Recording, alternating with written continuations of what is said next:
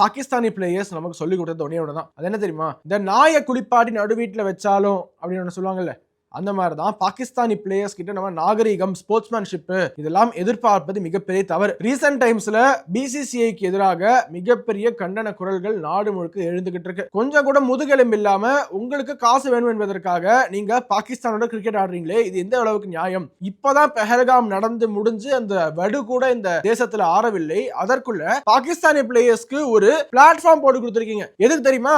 நேத்துக்கு ஒரு Pakistani player 50 runs half century அடிச்சிட்டாருங்க. ஹாஃப் செஞ்சுரி அடிச்சுட்டு எப்படி செலிப்ரேட் பண்றாருன்னு பாருங்க.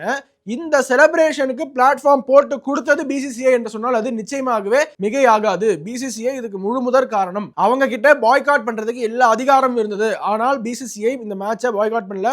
ஏசியா கப்பே பாய்காட் பண்ணிருக்கலாம், ஆனா பண்ணவில்லை. நடு கிரவுண்ட்ல கன் எடுத்து ஷூட் பண்ற மாதிரி இவர் சிம்பாலிக்கா ஒரு ஜெஸ்டர் பண்றாருன்னா இது எதை காட்டுகிறது? பாகிஸ்தானி ராணுவம், பாகிஸ்தானி தீவிரவாதிகள், பாகிஸ்தானி பிளேயர்ஸ் இவர்கள் யாருக்குமே ஒருத்தருக்கு ஒருத்தர் ஒரு வித்தியாசமே இல்ல, அனைவரும் ஒண்ணுதான்.